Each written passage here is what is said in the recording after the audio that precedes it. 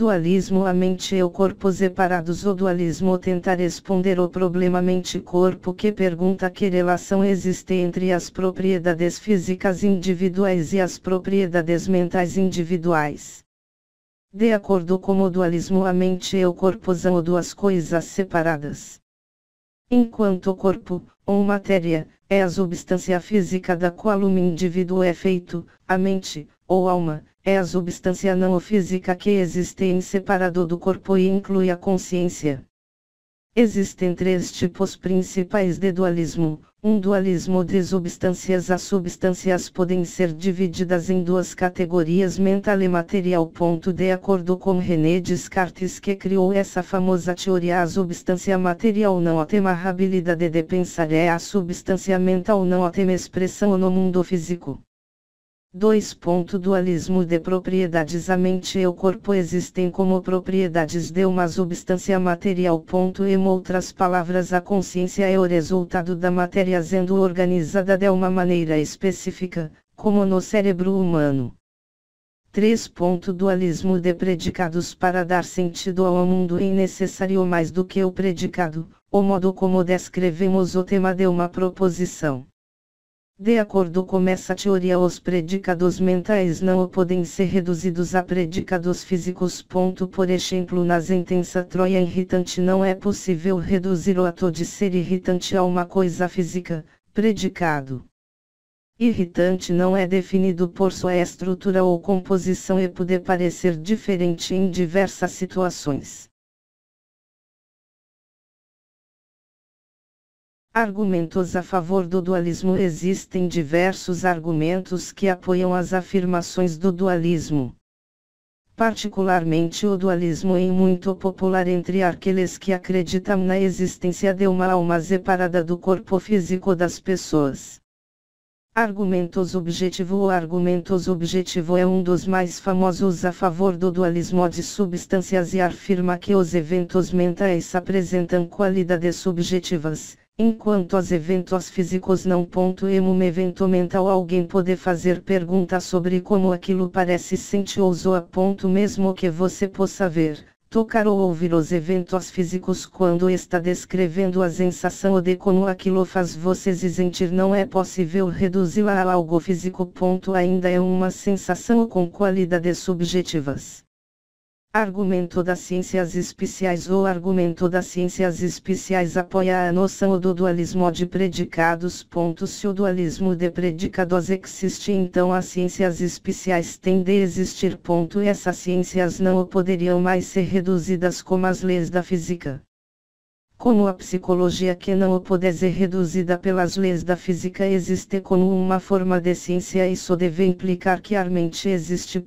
Até mesmo a ciência meteorológica comprova a veracidade do argumento das ciências especiais, pois estudar os padrões do clima só interessa às pessoas e assim essa ciência pressupõe que a mente humana se importa e está interessada no clima. Dessa forma, para que o mundo material seja percebido mentalmente, deve existir uma perspectiva da mente a respeito do mundo material. Argumento da razão. De acordo com o argumento da razão, se nossos pensamentos são simplesmente o resultado de causas físicas, então não há motivo para acreditar que esses pensamentos sejam baseados na razão e sejam racionais.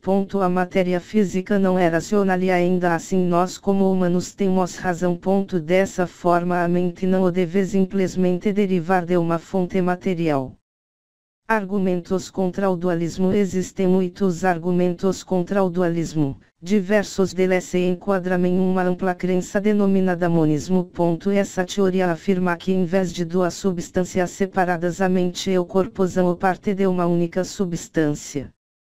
Monismo, em poucas palavras, monismo idealista, também conhecido como idealismo. A única substância que existe é a substância mental, consciência. Monismo materialista, também conhecido como fisicalismo. O mundo físico é a única realidade e qualquer coisa mental derivado físico. Monismo neutro. Existe uma substância que não é física nem mental, mas da qual se originam os atributos físicos e mentais. Argumento do dano cerebral. Esse argumento contra o dualismo questiona como a teoria funciona quando, por exemplo, ocorre um dano cerebral por traumatismo craniano, desordens patológicas ou abuso de drogas que leve ao comprometimento da habilidade mental. Se o mental e o físico fossem realmente separados um do outro, o mental não deveria ser afetado por esse tipo de evento. De fato, os cientistas descobriram que provavelmente há uma relação causal entre a mente e o cérebro e que ao manipular ou prejudicar o cérebro, o estado mental é afetado. Interação causal. O argumento da interação causal questiona como algo imaterial, o mental, tem a capacidade de afetar o material. Ainda está bem pouco claro onde essas interações ocorreriam. Quando você queima o dedo, por exemplo, uma série de eventos se desenrola. Primeiro a pele é queimada, então as terminações nervosas são estimuladas. Por fim, os nervos periféricos conduzem o estímulo a uma parte específica do cérebro e o resultado é a sensação de dor. Entretanto, se o dualismo for verdade, a dor não poderia ser localizada em um lugar particular. Contudo, a dor é localizada em um lugar particular, o dedo. Além disso, a teoria da interação causal aborda como uma interação ocorre entre o físico e o mental. Vamos dizer que você mova o braço para cima e para baixo. Para isso, primeiro teve a intenção de mover o braço para cima e para baixo, o evento mental. A mensagem viaja através dos neurônios e então você move o braço para cima e para baixo. No entanto, o evento mental de ter a intenção de mover o braço não é suficiente para movê-lo. Deve haver uma força que faça com que os neurônios enviem uma mensagem. O dualismo falha, pois não explica como um evento não físico pode criar um evento físico. Argumento da simplicidade. Talvez o argumento mais comum contra o dualismo seja também o mais simples. O argumento da simplicidade pergunta por que alguém tentaria explicar a existência da mente e do corpo em duas partes quando a fazer isso em uma única parte é mais simples. Essa questão é expressa pelo princípio denominado de navalha de Ockham, que afirma que para explicar um fenômeno ninguém deveria multiplicar as premissas além do necessário. Assim seria racional para os humanos a explicação mais simples. Embora algumas partes do dualismo tenham seus pontos fortes, não há como negar que essa teoria não responde a todas as questões surgidas do problema mente-corpo.